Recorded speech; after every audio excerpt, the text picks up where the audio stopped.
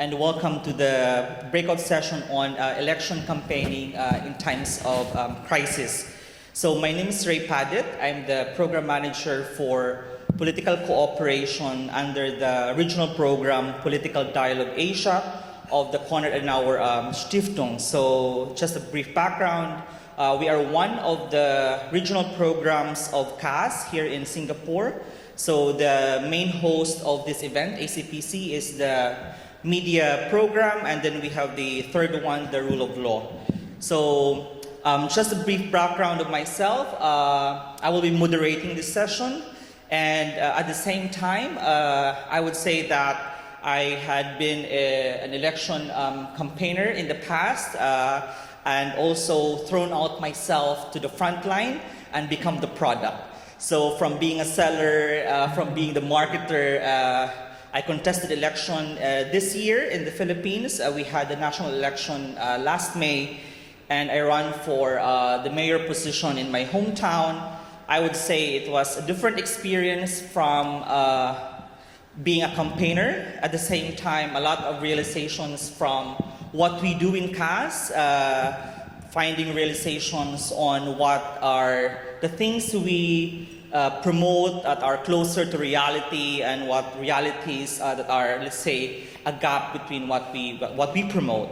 At the same time, it was an exhilarating experience having lost with only 76 vote difference. So I guess if this audience is in my hometown, maybe I got the half of the 76 and win the election, maybe with a difference of 1 or 2 votes and win the election. So it's like a feeling of you're almost there, but not there yet. But anyhow, I will not make this session as a therapy session for myself. So we'll learn more about campaigning experiences from different contexts. So our objective is really to understand what happened in the past 2 to 3 years, where we had the pandemic, and now we have new upcoming crisis that we experience. And we're very happy that we are actually joined by esteemed speakers, experienced ones. So to my rightmost, so we have Simon Berger. He is the Deputy Federal Director of the Liberal Party of Australia. And then we have Dr. Stefan Henewig, General Manager of the Christian Democrat Union of Germany. Of course, we have Maluti Kia, CEO and founder of Publicos Asia, a lobbying and campaigning consultancy firm in the Philippines. And to my left, we have Charu Pragya, media panelist of the Bharatiya Janata Party, the biggest party in the world, I would say, in terms of membership. And then, of course, Sagun Sundar Lawuti. He is the spokesperson of the Rastriya Prajatantra Party of Nepal. So we have here speakers who had elections in the last 2 to 3 years during the pandemic time. And we also have speakers here who are going for election this year and in the coming years. So Sagun is running for office in Nepal, and I think their election is this coming November 20, if I am not wrong. Okay. So this session will be recorded, and we have approximately 80 minutes for the entire panel discussion. I will raise questions first, and then you can prepare your questions. And once we're done with the preliminary questions, then we can start entertaining questions. So, in terms of election campaigning and political communication, the existing literature would always have the idea that parties behave in 3 different ways. So one would be parties in elections. They are policy oriented or product oriented, which means that they are more into selling their programs, their platform of government. And sometimes parties behave in such a way that they are sales-oriented, or I would say office or vote-seeking behavior. And the last one would be I would say the ongoing trend for parties becoming more market-oriented. So not preparing your product, your platforms, but trying to understand first what's the current demand of the voters and create that product around the feedback of the voters. So the discussion will try to understand this party behavior, if this exists with your parties, with your campaign strategies, of course, with the context that we are experiencing different crises. We have the pandemic, security issues, and economic recession. So I will start first by throwing questions to our speakers. So maybe I will start first for those who had elections recently. So we had Australia, Germany, and then the Philippines. Maybe I'll start with the question of what would be the impact, or what was the much impact of the pandemic with your campaign strategies. Like, did it help you win elections, or was it more of a liability? Because sometimes in campaigning we consider crisis to be a blessing in disguise. But of course, it depends on how we handle them. So maybe we can start with Simon, followed by Dr. Stefan, and then by Malu, and then we proceed with the other half. Well, hi everyone, and I'd just like to start by acknowledging that coming from a sort of prosperous, stable, peaceful, democratic country, our idea of crisis could be different to some of the other countries here, but everything is relative, and the extent of crisis, I guess, depends on, in the voters' eyes, what their reality is versus their expectations and how much that deviates. So perspective becomes important. And I think that is relevant to managing a crisis, demonstrating the degree of difficulty that you have, managing expectations and then exceeding them. To raise a direct question about the pandemic, we lost our recent elections. So did it help? No. But I think there's a pattern to these things whereby we came in going into the third year of an election, the third year of the pandemic, we had our election. Had we had the election in 2020, we would have won handsomely. I think at the early stages of a crisis, there's a rallying around the flag. People tend to support the government or give them willing them to succeed, and governments that had their elections then, like the Labor Party in New Zealand, like a couple of states in Australia. And we had a by-election in 2020 where we were almost the first government to win a seat off an opposition, which is hard to do in a by-election. Scott Morrison was hugely popular. He was seen to be the underdog, pluckily trying to hold the country together in very difficult circumstances, being realistic about the threats, demonstrating the action we were taking, and people were supporting him. But 24 months later, a couple of things happened. Firstly, we had perceptions of our competence eroding, because in the early stages of the pandemic, everyone had this sense that we were doing better than other countries in the world. But for 18 months, every news bulletin had micro problems that were happening in your city. They were no longer comparing us to Italy, where people were dying and hospitals being overcrowded. And so we started to, I guess, bleed, because people were focusing on the warts and the pimples rather than zooming back and seeing the statue, and we did not adequately manage those expectations and I guess reset and recalibrate expectations. And secondly, I think the pandemic had the effect of ageing the government. I likened it to the equivalent of a 10th hour of a long family car trip, where at the beginning people had this sense of purposefulness and togetherness that we had to get somewhere. After 10 hours, people just went, are we there yet? I want to get out of the car, and I'm thoroughly sick of the dad driver. And that was our Prime Minister. He'd been sort of folksy and this sort of daggy dad by personality, and into the third year of the pandemic, they were just sick of him, and he needed to sort of recalibrate that, and he didn't. That was the second election campaign I'd been in where there was a crisis. There was probably a better example where it did help us, and I'm happy to go into that, but I'm conscious that I should pass the microphone to someone else now.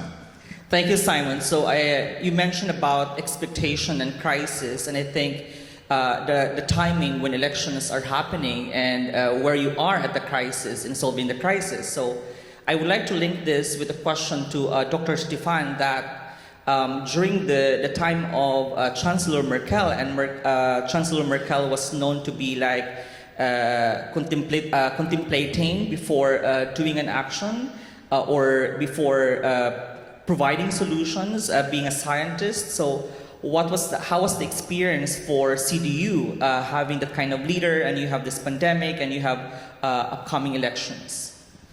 Yeah, the experience was very bad. We lost our election, our general election in 2020. Yeah, so I feel with you. Actually, the general election in 2021 was the second crisis election in Germany, because the one before, I remember, was the election 2009, after the global financial crisis. And when I read about this panel and thought about your questions, I would start with an example from the election campaign in 2009, so that we not only talk about over COVID times only. And we took from this crisis election campaign in 2009, we gained from it as the leading party in the government. There was a decisive moment during this campaign when Angela Merkel stood in front of the cameras together with the Minister of Finance from the coalition partner, the Social Democrats, and these both together said to the people, you don't have to run to your bank accounts are safe, no reason for panic. All of us are knowing that if the Germans have gone to the bank, there would have been a lot of panic after the ATMs are empty. But this moment gave trust to the people in the possibilities of the government to deal with this crisis. And from that on, we had a very good run in this election. In 2021, there were many reasons why we lost the election, but one, when it comes to the COVID crisis, is that this rally around the flag moment was over when the election took place. We had very good Zustimmungswerte. I have to fight with the jet lag at the moment.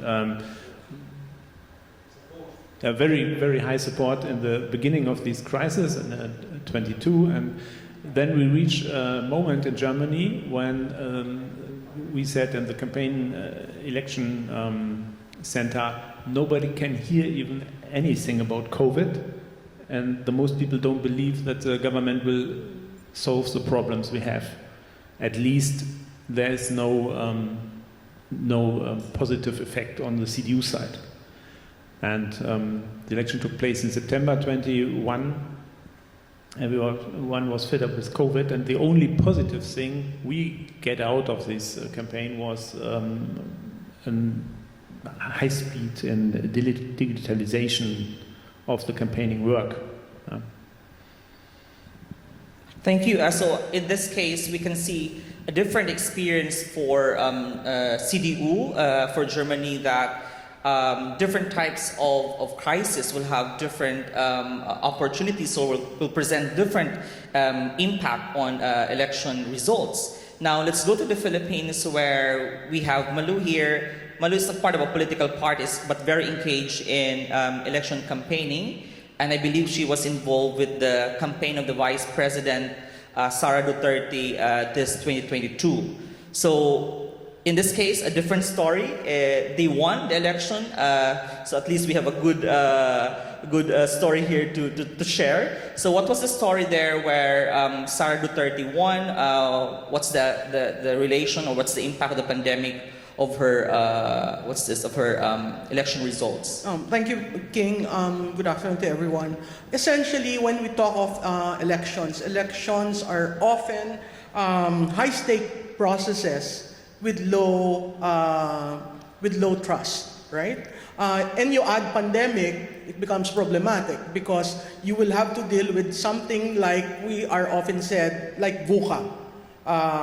It's vulnerable, uncertain, ambiguous. So the VUCA-like situation that occurred because of the pandemic really didn't have any template. So when we were campaigning, it was like learning, trying to build relationship with election management bodies, determining whether what is the impact of that to the campaign. Essentially, we were looking at risk. Risk in campaigning, as you very well know, is what is the opponent doing against your candidate. But with pandemic, it's like the terrain itself changed overnight, and you needed to make decisions fast.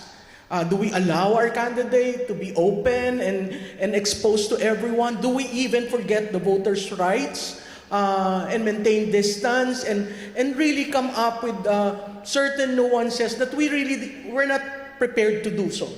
So one specific there was a question, what is worse, recession or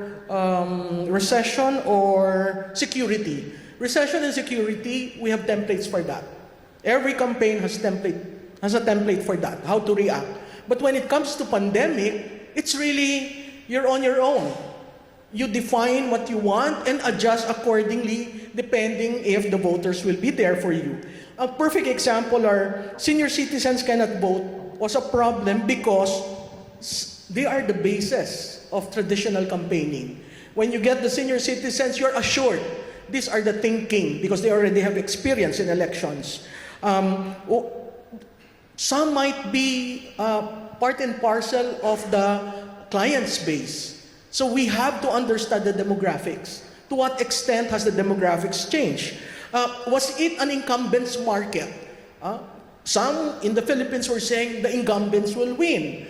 But if during the pandemic you were not seen, you were not felt, then your incumbent's advantage will be put to naught. Was it challengers market? To a certain degree it was, because the challengers market would introduce new tools that challengers will be able to embrace and will offset the advantage of the incumbent. It has to be a very emotive campaign because you don't see people.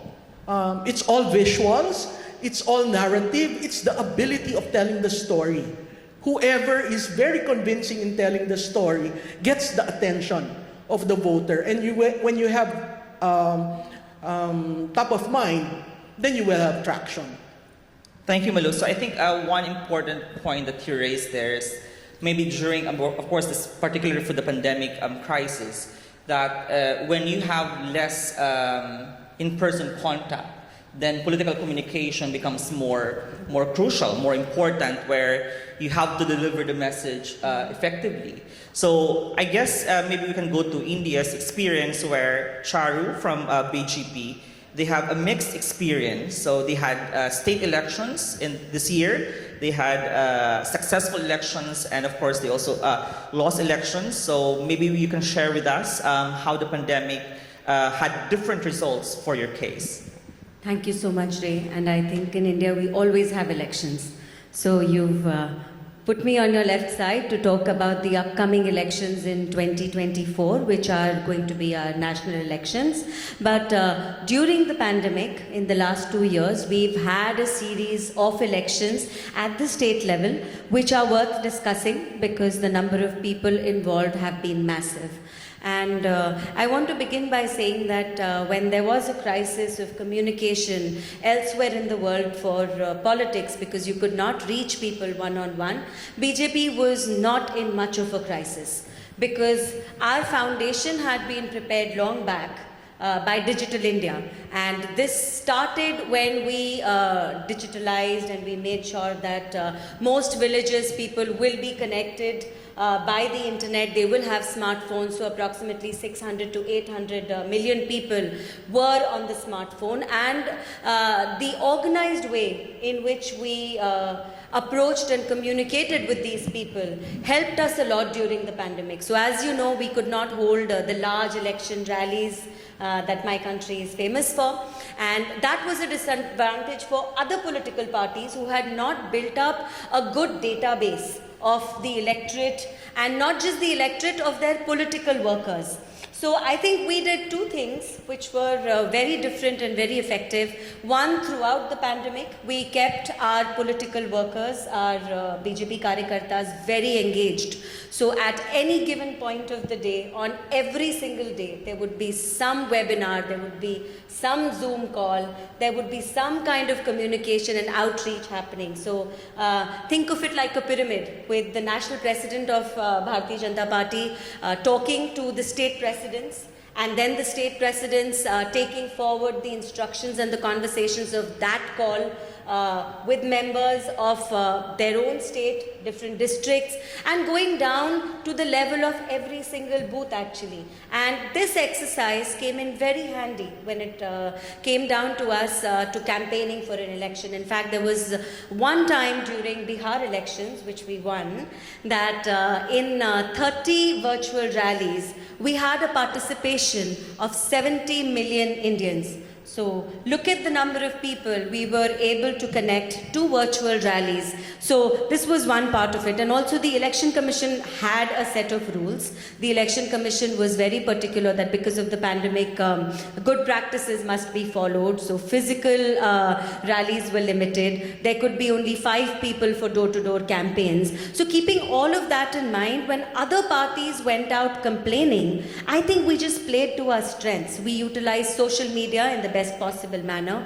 We utilized WhatsApp groups, very organized WhatsApp groups. And because we had a cadre which was already very active, we used that, and we had a list of beneficiaries. So I'm just going to take 2 more minutes to say this. So we are becoming a welfare state. So as we work on programs for social upliftment to make sure our citizens are given a basic good standard of living, we collect data of the beneficiaries of these programs. So whether it is a subsidized housing, or it is giving clean LPG fuel, clean fuel for cooking. There are so many social welfare schemes in India, and we could collate the data of that, utilize this data, and reach out to our electorate. And I want to also say that all political parties could have done this, because this information is available in the public domain. All they had to do was file a right to information. We have an act which will make the government authorities give this information to the other political parties.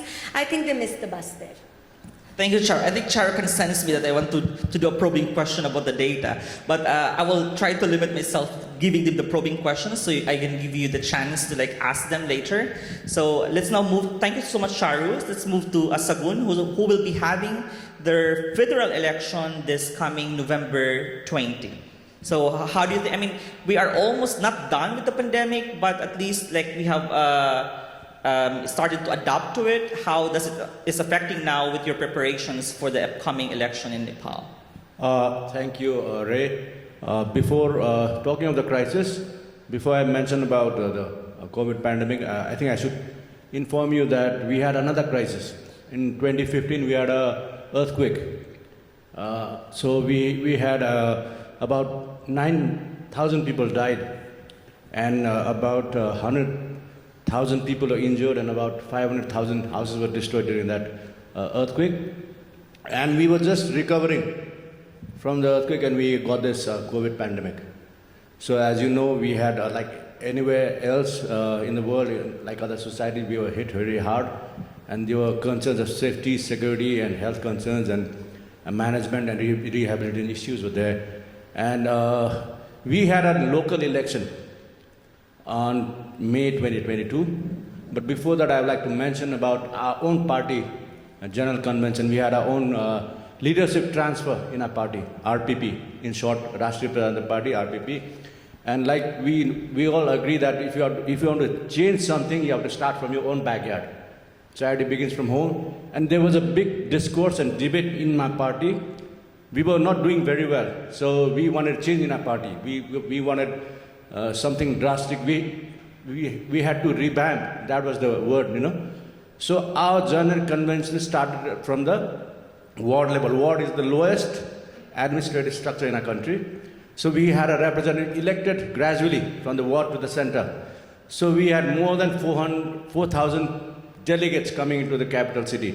Of course, like Charu mentioned, we had restrictions, safety. We could not gather more than 25 people at a situation physically. So we had our challenges. But once we got the boosters and vaccines, it was easier. So we had our general elections in December 2021, and we democratically elected a new leadership. In Nepal, leadership transfer among the political parties is a big concern. It's a big issue. It's a challenge for the democracy, I would say.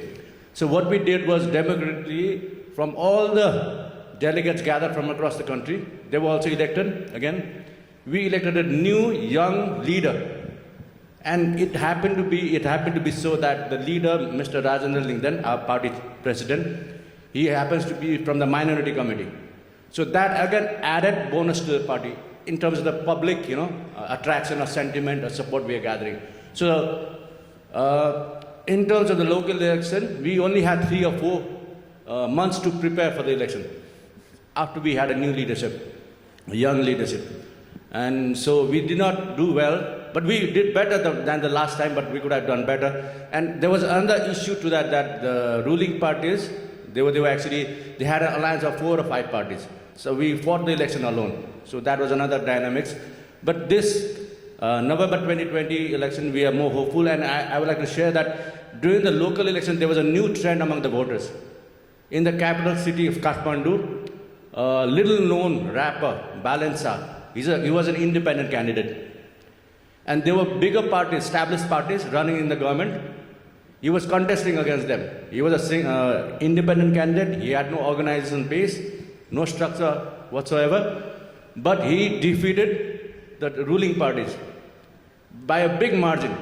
He got about, I think, 63,000 plus votes.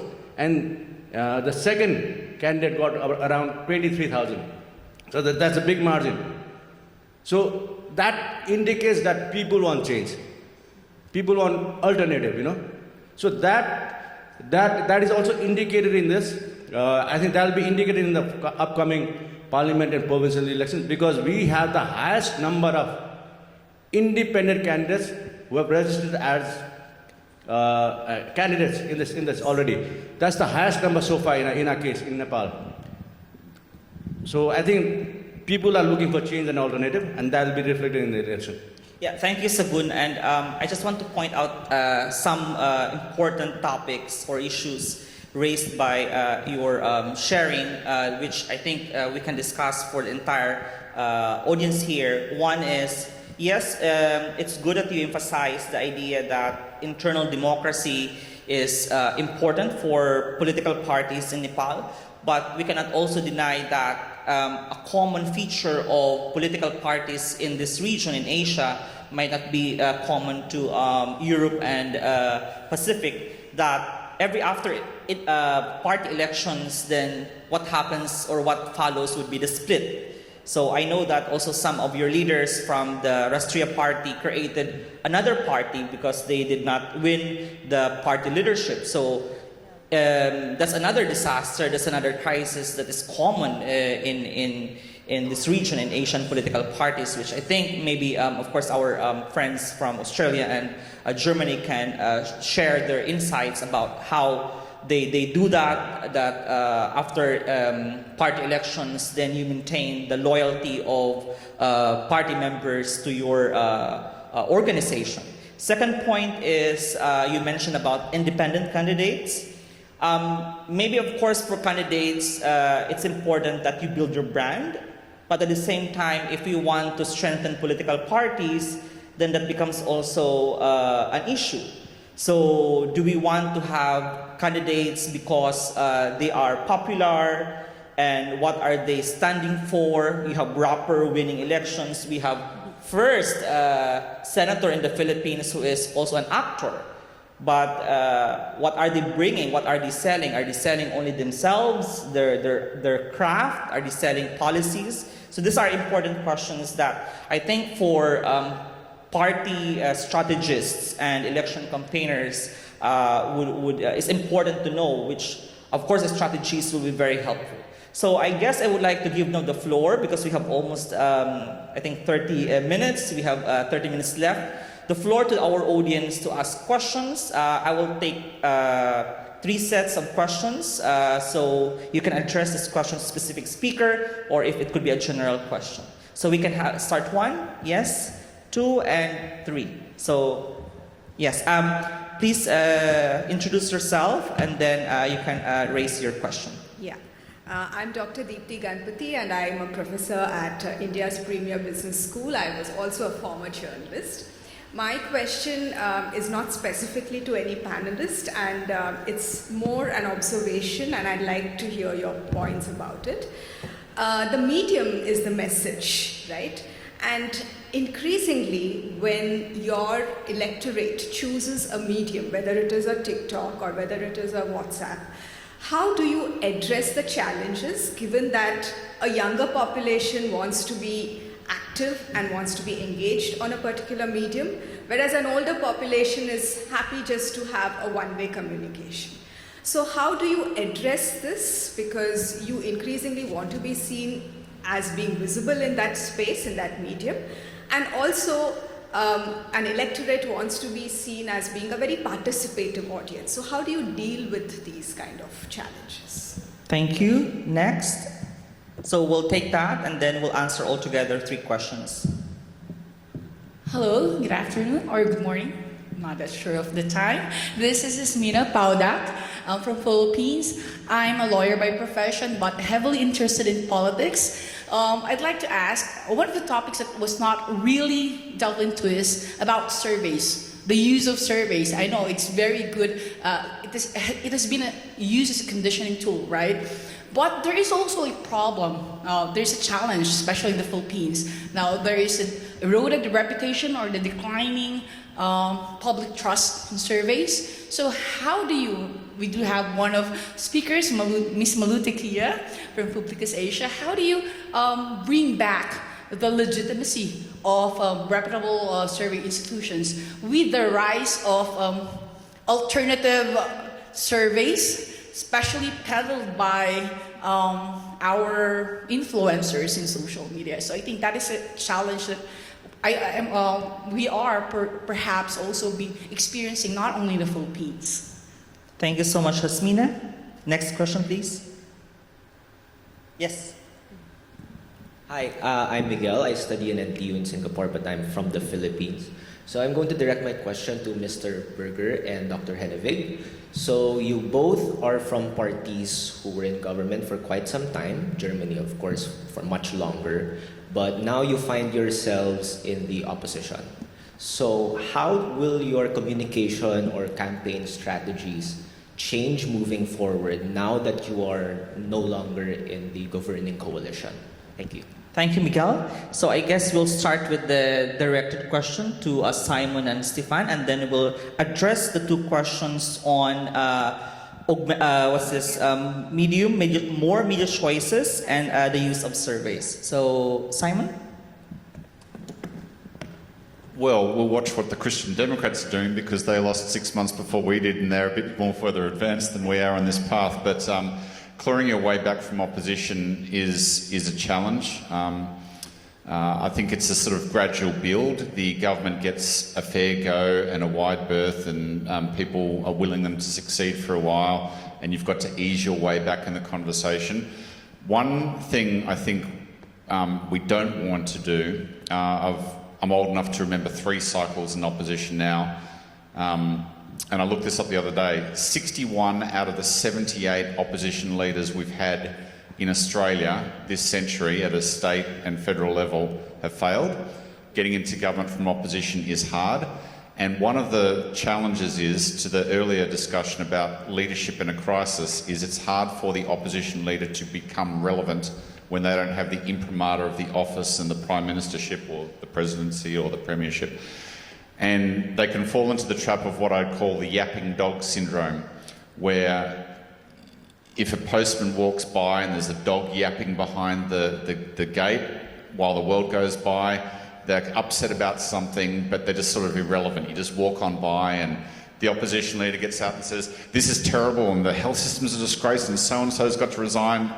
And voters don't imagine for a moment that that person would be someone that they'd want to get in there and address challenges. They look just like a yapping dog.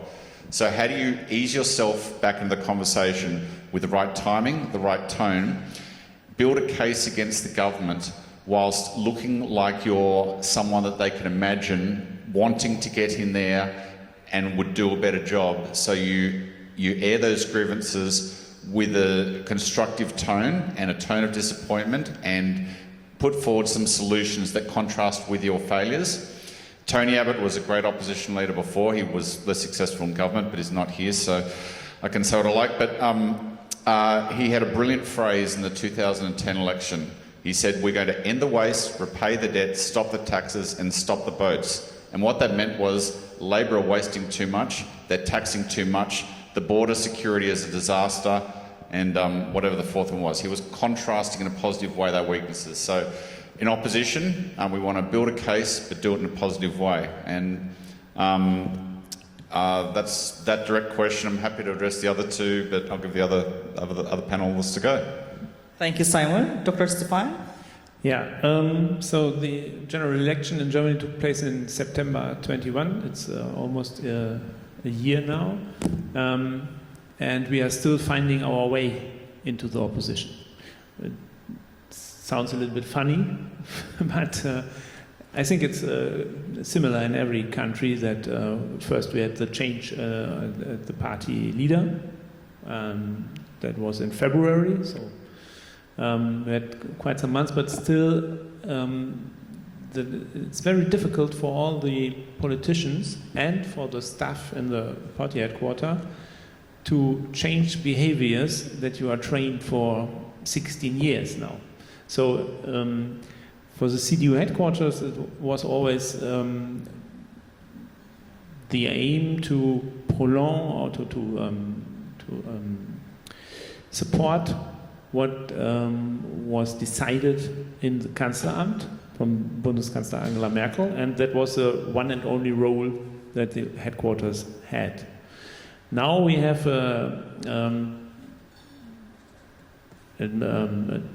it's changed, and we decided that we will divide the communication between the parliamentary group and the party.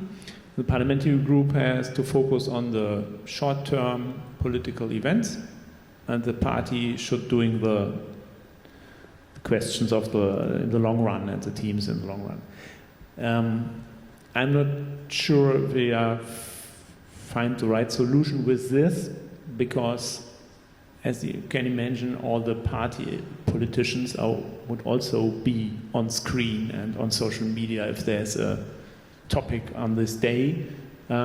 So we have quite to recalibrate this a little bit, I think, but it took time.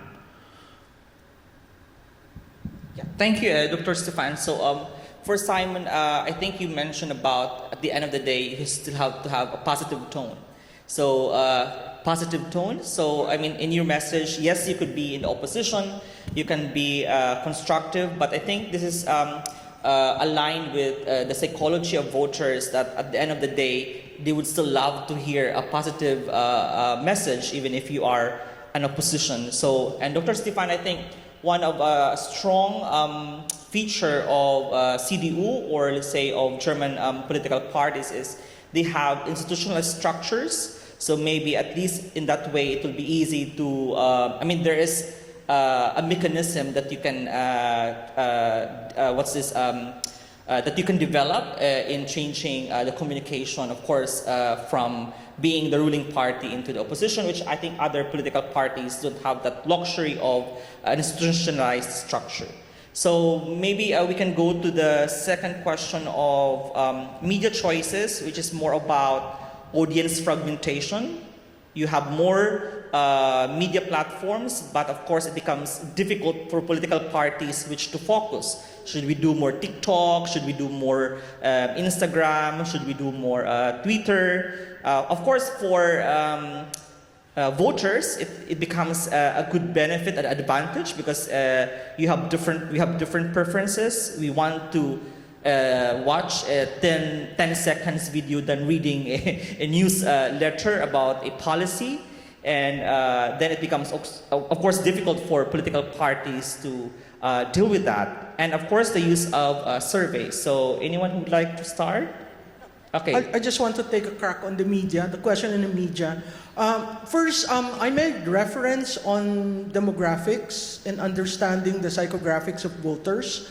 Part and parcel of determining which platform to use is who are you trying to address? Who are you trying to target?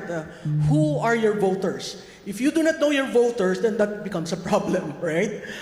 So communication planning is very important. Positioning, framing, priming, the message, that's really the holy grail of campaigning. If you cannot contrast with your opponent, you have a problem. Now, pandemic, you will see that there has been a deluge of information. I call it infodemic. We have so much information out there that you cannot really contrast with your opponent because some voters are really offering their first-hand experience with the candidate. That's why in planning, it's very important to have a website. The website will now control this information going around. If you want to check what really happened, go to the website. These days, the website is really not important, but in the Philippines, it's one way of fighting disinformation. And then, of course, there is this ongoing thing about shutting down the internet during elections. It's an advocacy that is moving across political boundaries. And really, it's really trying to control what is in the debate. Because there are things that you need to react, but sometimes it wasn't thrown by your enemy. So that becomes problematic. In terms of the survey, please look at the methodology, the date it was done, the field work, and the release. You wouldn't want to react on dated. There are times that surveys are done and in the country, it takes 26 days. And for me, that is dated.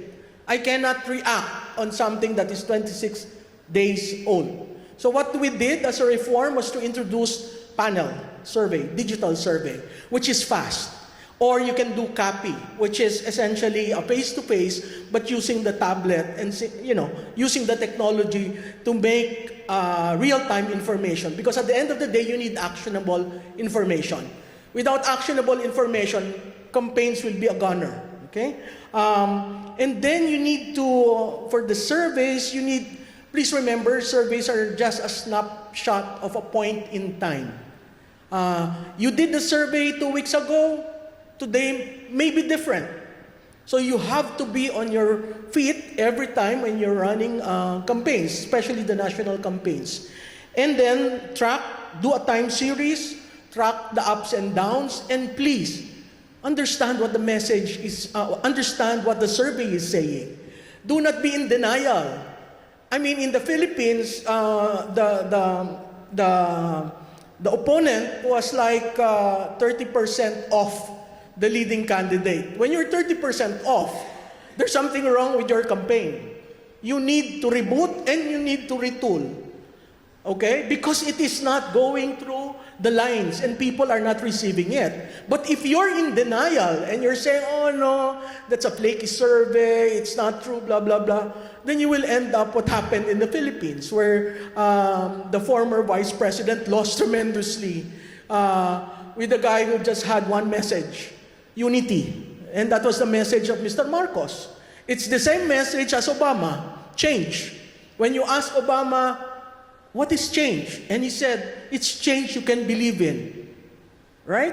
So, it's really understanding the message and drilling the message to the voters. But if you do not know who your voters are, that becomes a problem.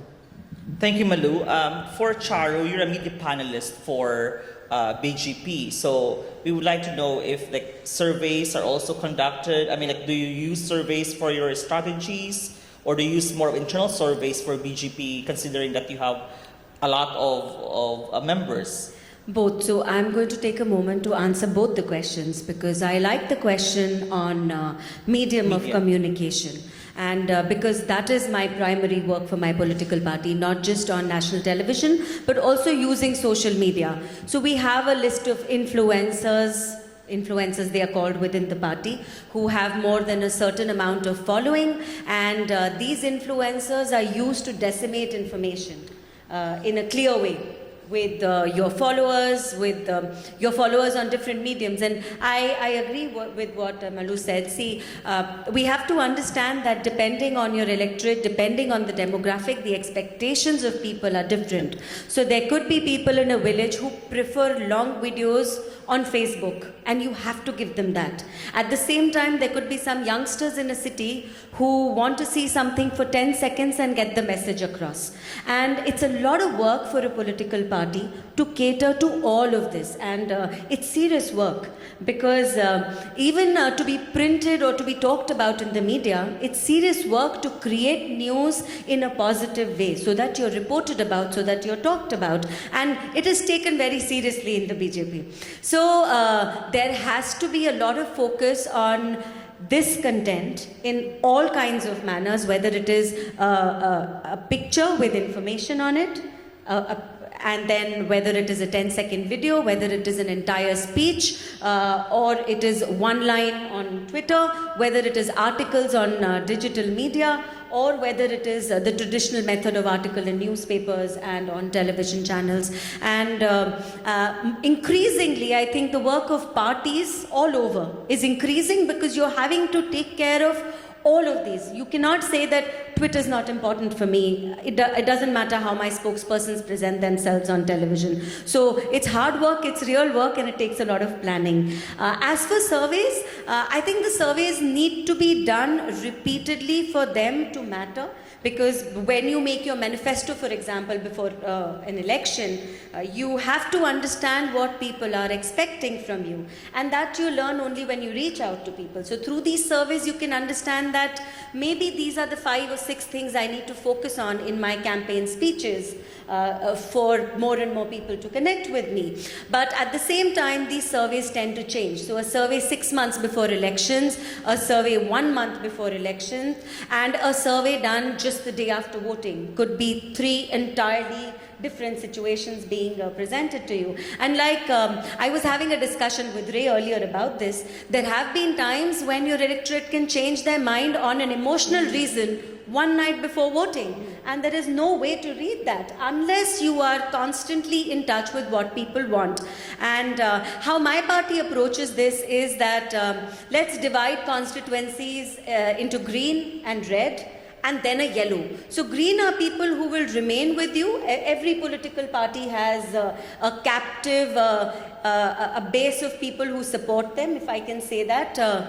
And then there are people who will not side with you. It doesn't matter how hard you work to win them over. It's basically the fence sitters or people in the yellow that you need to work really hard on to sway an election either way. And there is where you have to understand, are the youngsters expecting something different from me? Is the startup ecosystem expecting something different from me? Is the changing dynamics of the world expecting me to add something new to my manifesto? Increasingly in Indian elections now, we've been talking of climate. Maybe that didn't exist 4 years prior to the pandemic. So now talking of healthcare has become more important than it was previously. Talking of impact on climate, air pollution has become more important. But you have to keep your ears to the ground and have repetitive surveys with reliable agencies to understand. Thank you, Charu, for that. And I would like to point out one important topic about having a voter base. If this is still an existing advantage for strong political parties, do we really have a voter base that can help us win, or maybe the swing vote is actually the bigger one? But before that, maybe to Sagun, you will be running this November 20, so would you mind maybe sharing to us what are your plans when it comes to media? Are you using Twitter? Are you using Instagram? And how do you use surveys in your campaign plans? I agree with Charu when she said political parties cannot rule out all the options. I mean, we have to take advantage, at least try and take advantage of all the media outlets and social media outlets. What we do is in Nepal we are a young country. We are a young society. We have 50%, more than 50% of the population are below 19 years of age, and about 62% of the registered voters are under 40 years of age. So we are a young society.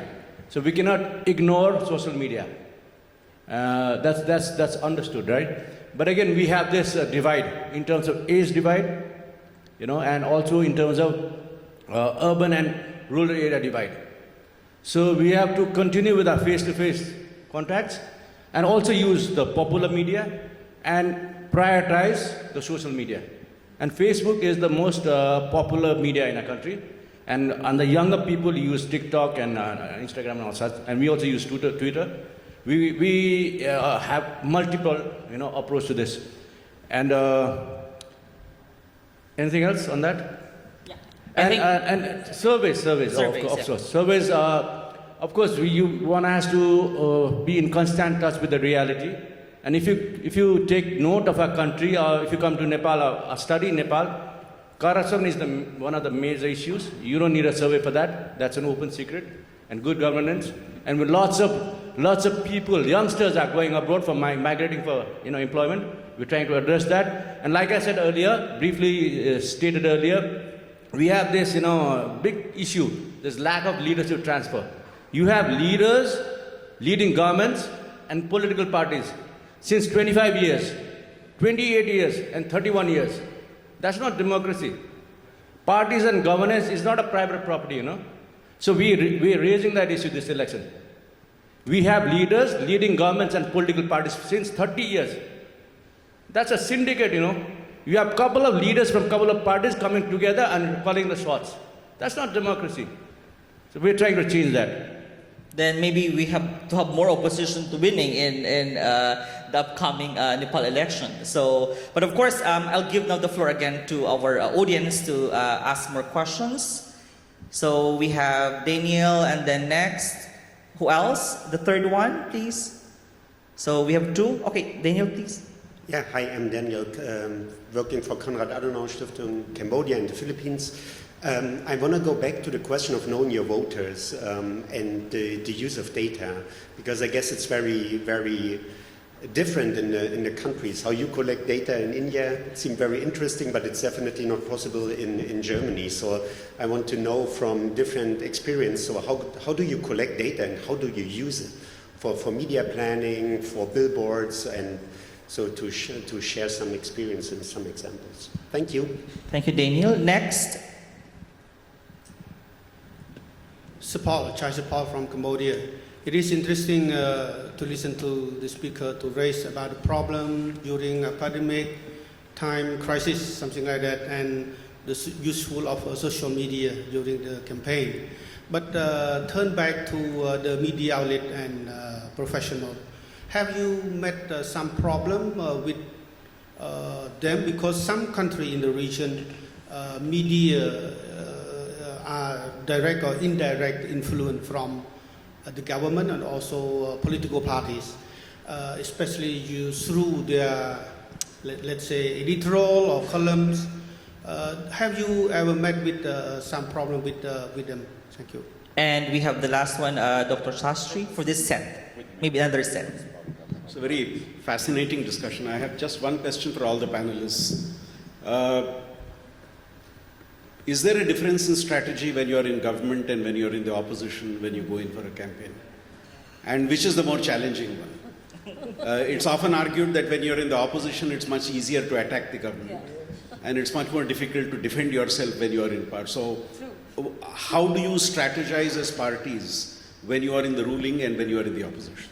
Okay, thank you. So 3 questions. One is data collection and the use of data, and then influence of parties on your media, and of course different strategies for opposition and ruling parties. Anyone who would like to start?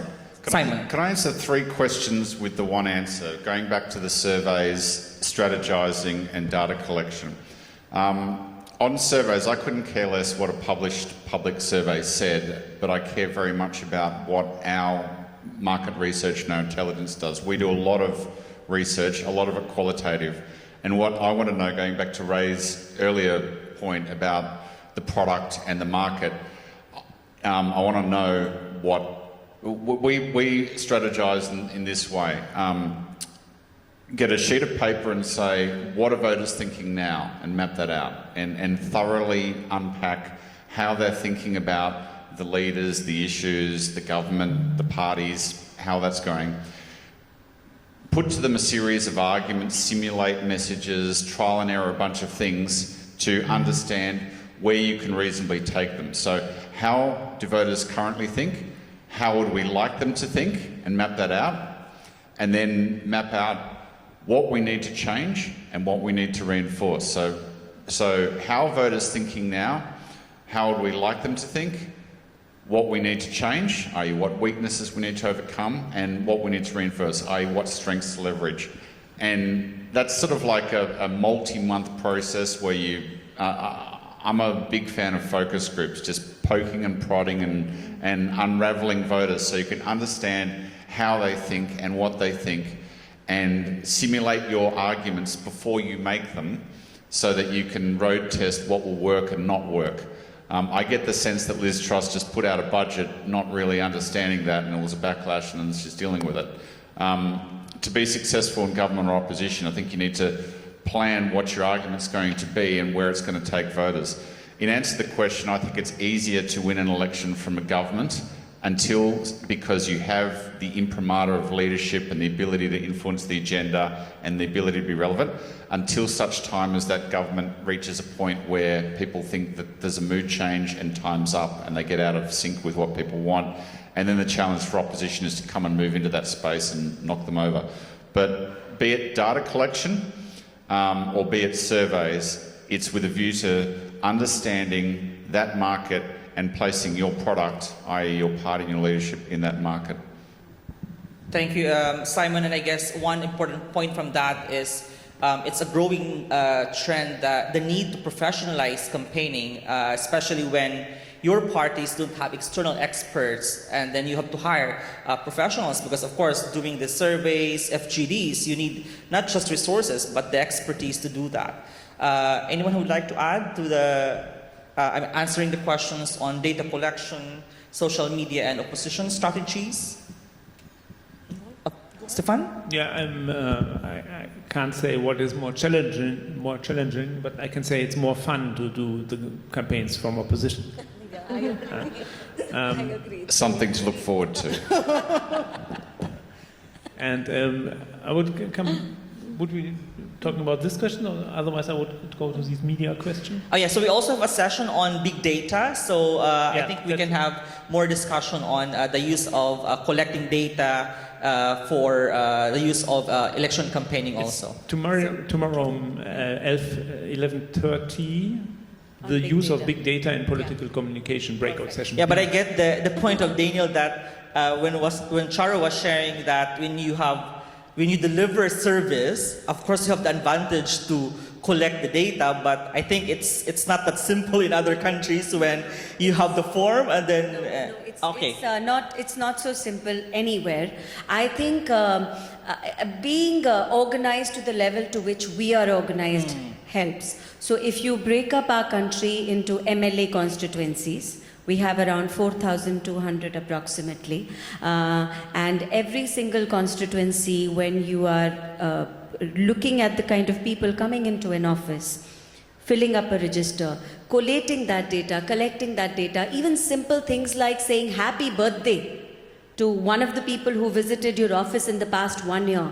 It takes a lot of effort, but it goes a long way, and indirectly I think political parties anywhere in the world need this kind of data to reach out, because especially in the time of a pandemic, how are you going to do that when you cannot invite them to a big rally? How are you going to do that when you cannot force them to watch your channel on YouTube? There's no way of doing that. The quickest and the most effective way of communicating with your electorate is by using a smartphone now.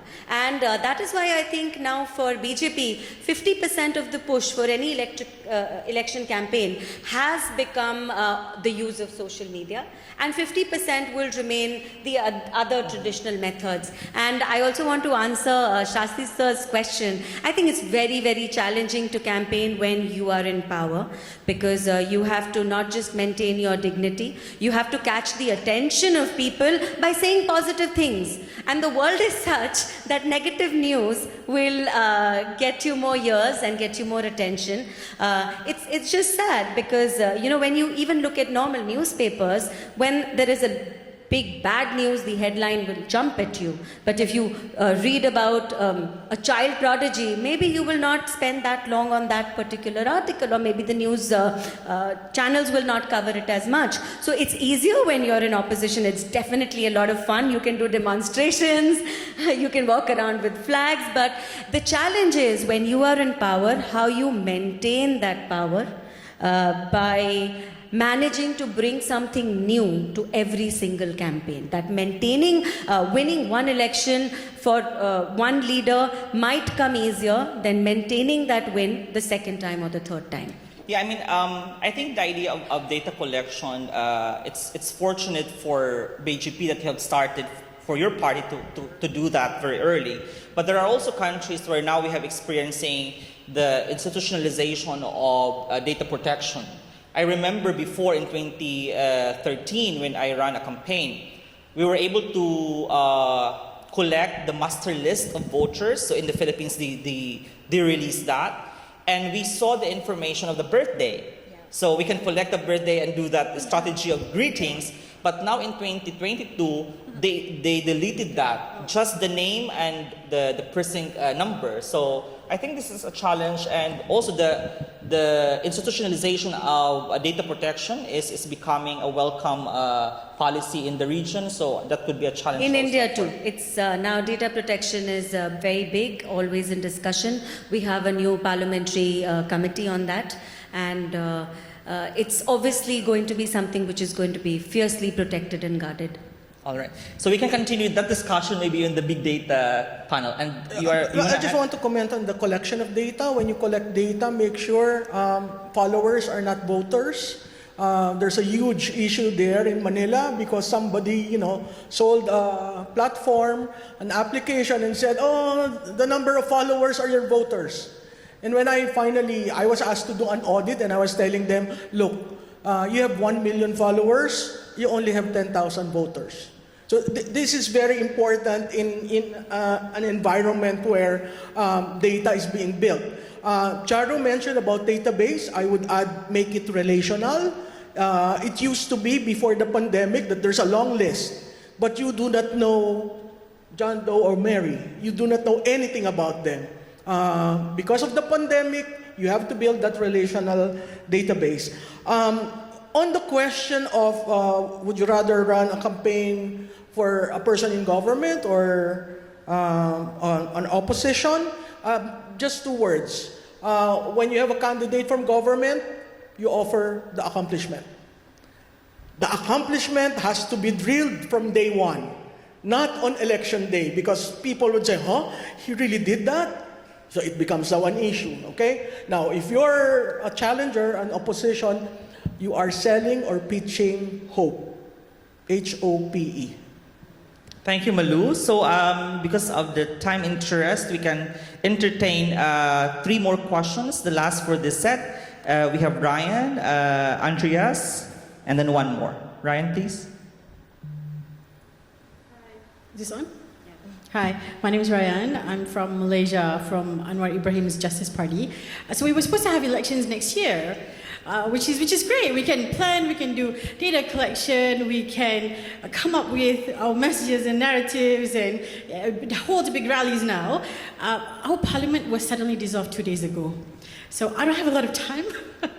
We expect to have our polling day in about 1 month, in 1 month's time. So if I can get some advice from all the members of the panel, because in the absence of time, what is the most important, most crucial thing that our Justice Party should do in facing these snap elections? Thank you.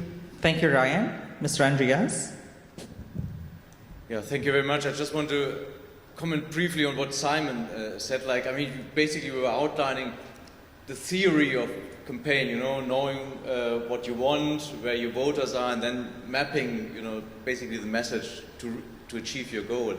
But in terms of Twitter and social media, my question would be, sometimes, yes, you can do that, and that is what the headquarters for, but sometimes the thumbs of not only your prime candidate or of the MPs or other candidates running in the campaign are so quick, you know, that all the theory is gone when they read something in the newspaper and think, okay, that is what the voters want to hear, what they think, and I have to react on that immediately, and then the message is out, and I think much quicker than it used to be 20 years ago, you know, because Twitter is so easy accessible, and not always the CEO, the general manager of the party has the thumb on the smartphone, but you have like dozens, hundreds, thousands of candidates who are tweeting different things. So my question would be like, you know, how to control in a way your message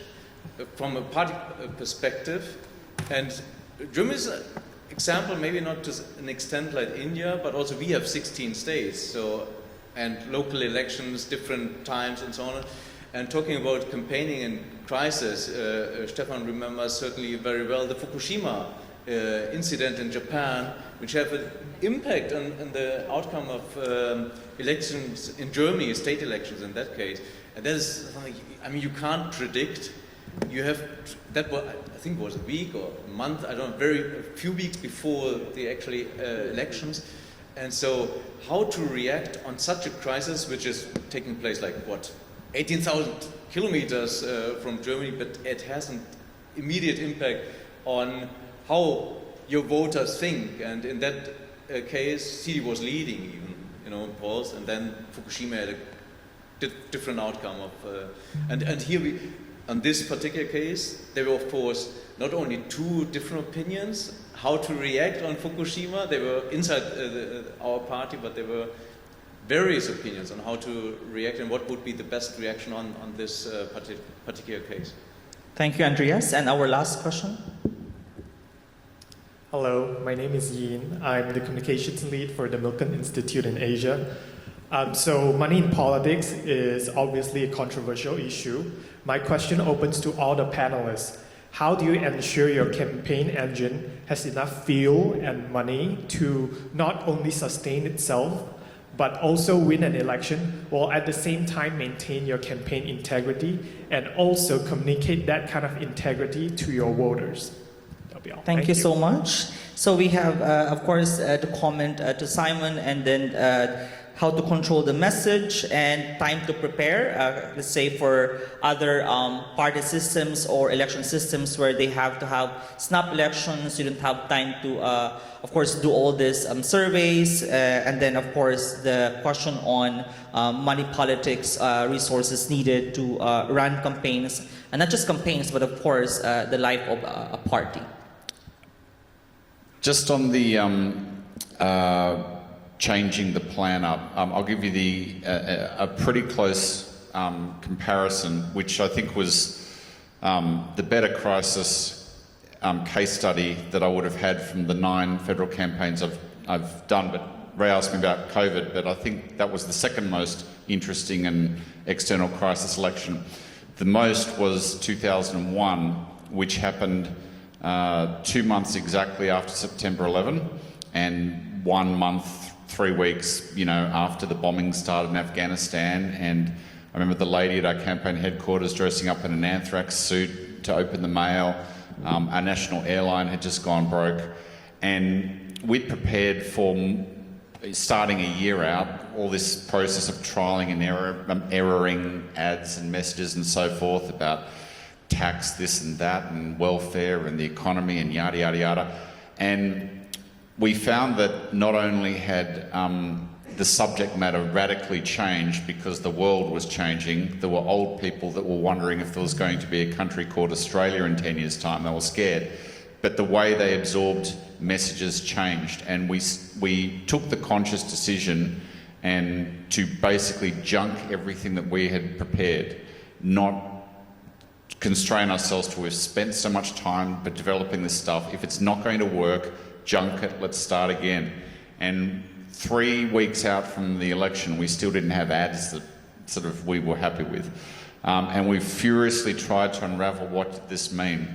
Did people want this sense of security and images of the army being prepared and screening container ships coming into the country?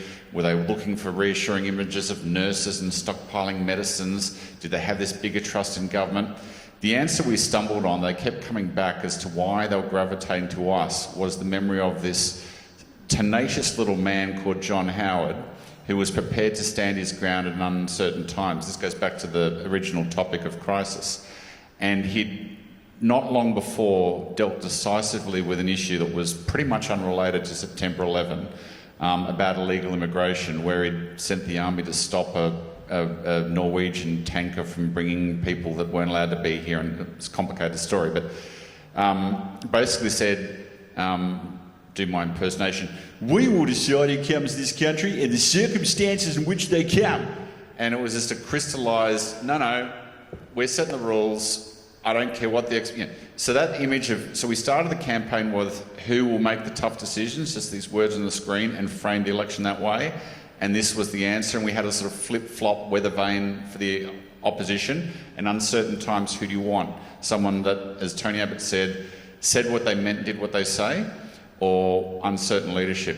So to answer your question, be prepared to junk it, be prepared to nimble, but have a clear message. And how do you get people to adhere to it and not go off and do their own thing and Twitter thumbs and whatever? Set up campaign disciplines and protocols. Nothing was allowed to get done until it's approved by head office. We worked for the parliamentary team for 2.5 years. They worked for us in the last little bit. But get buy-in, show them what the message is so they get it. We have the message on one page. We send it to every person as the campaign starts. This is what this election's about. Through the social media, they get it. And my advice to the campaign that has had all this time but suddenly it's got truncated to 1 month, get a clear message and stick to it and keep it simple, and junk everything that's going to be extraneous icing and just focus on a clear message as to what this is about and why you're the answer, and just stick to it because you don't have time for anything else. And with every platform you've got, just reinforce it. That's the advice of the campaign headquarters. And to make a remark on your remark, it's when the candidate tweets out of message control, that's a step from the campaign to the crisis. Yeah? So that's where we are here on this panel. But I would answer the last question about the money in the campaign. We have a very simple solution at the CDU in Germany. We have a fixed budget for the campaign. It's 20 million euros. And when these 20 million, and of course we make a plan, how much goes into TV ads, how much in billboards and so on. And when the 20 million euros are used, then there is no money left and there will be no more action on the paid media channel. And then it's the rest of the time we have to communicate on our own channels. Thank you, Simon and Stefan. So I think one important point for campaign finance is that some other countries, they have this state subsidy, while most of the Asian countries, we do not have subsidy from the government. So it becomes like you have to raise your own funding, and mostly it becomes like a personal investment. And of course, you get also support from, let's say, big companies. But yeah, so that could be one of the problems that I think most candidates here in the region would face when it comes to financing. Yeah, but one remark on this. During the last 16 years, when Angela Merkel was Bundeskanzler in Germany, the Social Democratic Party spent more money in each campaign than the CDU did. So, at least in Germany, you can't buy elections by spending money in campaigns. Thank you. Anyone who would like to add? I want to add about messaging. So I think what we remember from all past successful and failed political campaigns is that one message. And ideally that message needs to go out in one line, like a slogan. It takes a lot of brainstorming to understand what are your top 5 or top 3 key focuses for your electorate. And once you zero down on those 3 messages and put them down in slogans which are very easy to say, easy to recollect, maybe a little poetic or rhyming, And I think that's the most critical part of any election campaign, to get that message right. And as I learned with Cassiop, it's like ready for a change or more of the same, decide that first and then come up with a one-liner. And I can remember so many one-liners from so many political campaigns. When you get that right, I don't think you lose. Thank you, Charu. I mean, that's also, I mean, yes, in CASIP we do that change and continuity, more of the same, Yeah. but sometimes you're also like confused if are you a candidate that can also provide continuity at the same time change. So you really have to decide, because otherwise you cannot attract the kind of voters that you need to win the election. Agreed. I think the basic and fundamental issue is to set your short-term and long-term goals and vision, and stay on the message. And about the money matter, it's been a challenge for us. Our elections are getting increasingly expensive, and that's an issue for us, with us. Okay, Charu? Yeah, and I also wanted to say that I agree that so many times from one political party, 20 different leaders could be saying 20 different things through their own independent social media handles. It's very important to get their thoughts together and have maybe one hashtag everybody agrees to use, or choose a day when everybody talks about one specific topic, so that the penetration of that message is deeper. We miss doing that, and everybody misses doing that. Even in my party, so many times we feel that we're talking of 5 different things on one specific day. It really helps. So it's like saying, when you keep hitting the hammer at the same spot repeatedly and everybody does it cumulatively, the result is there. And we have to do better to get the message across from all the people in the party. Yeah, I think that's the idea of, like, you can only penetrate when you have the permissiveness of the message. And Malu? Just in relation to Kidilan, we did work in Kidilan in 2007, and the issue then was whether they will coalesce with another party. At the time, it was just Aziza, who was a member of parliament. So essentially, it was a discussion of what is coalition politics in relation to a new startup, but who has a very iconic leader in Anwar Ibrahim. I guess what is very important for your group, when arrayed against UMNO, you have to have a succession generation. You have Mahathir is running at 98, I understand. So essentially, who is the future of Malaysia? Is your party, does it have the members that reflects the future? And you have to move towards the center and not really be off, because most voters are in the center. Second, you need to jumpstart. In a parliamentary system, you need to be 24/7 on election mode, because you'll never know when a confidence vote will be taken, right? So it is very important to jumpstart your communication, to ask who is Kidilan, why is Kidilan running, and why should you vote for Kidilan. Those are very important, and really Malaysia has a changing voter base.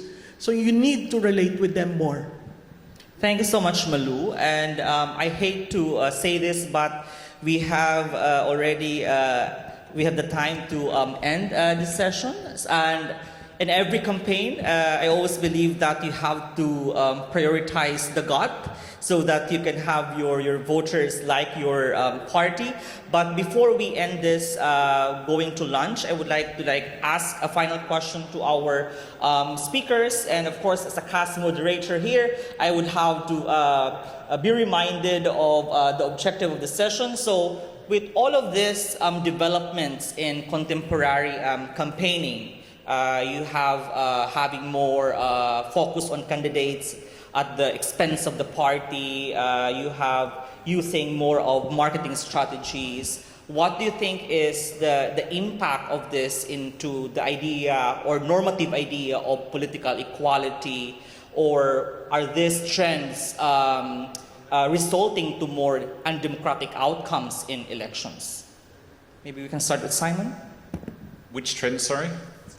Which trend? So the trends of having to focus more on the candidates instead of the party policies, and the use of political marketing tools in your campaigning. So do this result to more undemocratic outcomes, or? I don't know if there are any inevitable trends in politics. So in our system, when you go to vote, you're effectively competing in 6 different product categories, because you can vote for a party, you can vote for the local candidate representing that party and decide who's the better candidate. You can vote for the leader, who would be your preferred Prime Minister.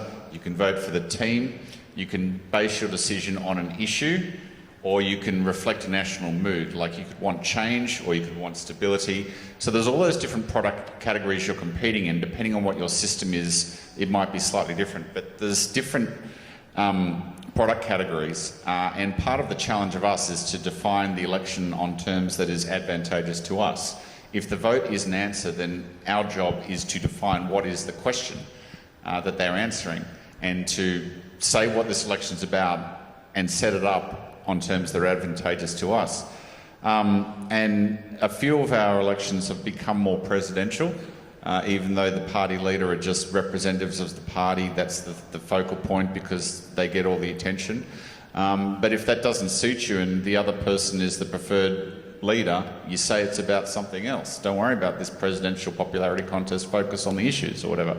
So there's no inevitable trends, and part of the job is to define it on terms advantageous to you. In terms of the mediums, and there's been a couple of questions about this, yes, you've got to fragment your message on a lot of different platforms.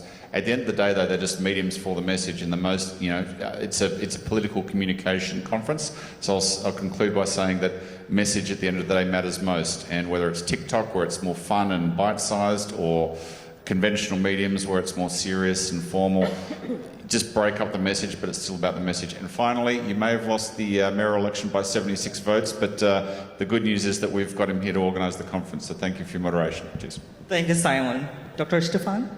Well, I think if there is one trend, it's the trend of professionalization of campaigning work all over the globe, as I see it, but there is no automatic following in more or less democratic campaigning or decisions in the end. But this trend of professionalization, I guess it's a long-term trend that took place for several years now, but the speed is rising. And that's maybe what we are seeing and have to deal with.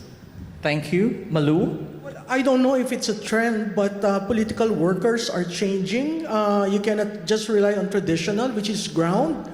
You need to understand digital, you need to be online, and you need to communicate in, as was mentioned, short and keep it short and simple. Okay. The other trend that probably will be there is because of the pandemic. A lot of people are now realizing online is a terrain that you can occupy with the right staff and with the right communication. So since this is a conference on political communication, still my takeaway is do the communication part first. Then you organize. Because in organizing, if you are not able to sell and make the pitch, it's very hard to get the people to work for you, and it's very hard to convert followers into voters. Thank you. Thank you so much, Malu. And Charu? So in terms of trend, my observation is that the same people can vote in 2 completely different ways depending on the election that they are voting for.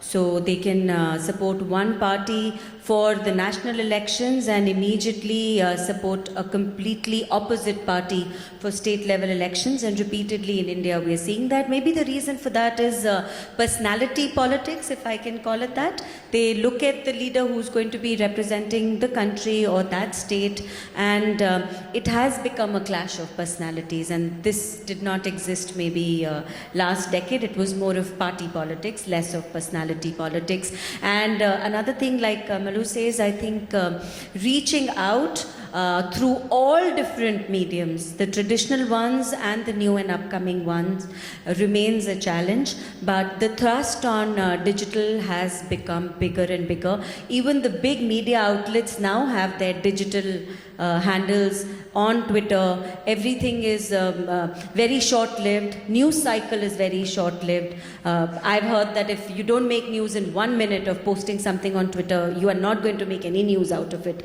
So that's a difficult trend, and I think it's going to stay. Thank you so much, Charu and Sagun.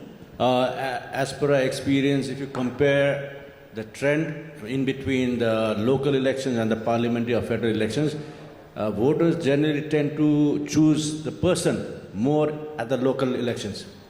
But that's not saying they ignore the party platform altogether. But if you compare the federal elections and the local, they prefer a person who's with you, who's helped you before, small things like getting your certificates and all that. But basically, it's a challenge to communicate to the voters. But I think after the pandemic, in Nepal, the use of virtual media, online media has definitely grown bigger, and you cannot ignore that. And particularly if you want to cater to the younger population, you cannot ignore that. But the basic idea is to stay honest and responsible and devise your long-term and short-term goals and visions and stay on the message. It's a constant process, constant effort. You cannot say you have delivered the message today, it's enough. You have to be in constant touch with the voters and the public till the time of elections and stay on tune. All right, thank you so much, Sagun. And everyone, I hope you had an enriching understanding of different election experiences with our speakers. So thank you so much, Simon, Dr. Stefan Malu, Charu, and Sagun. We wish you all the best with your upcoming elections. And everyone, thank you for choosing this panel discussion. And we will recommence at 2:50 p.m. In 2 separate breakout rooms. So for this room, we will have the When Online Disinformation Sets the Narrative to be moderated by Mike Navalio. And then room A, next door, will have the Political Participation Through Social Movements moderated by Arjun Aguirre. And please use the conference hashtag ACPC22. Thank you so much and see you at 2:50 p.m.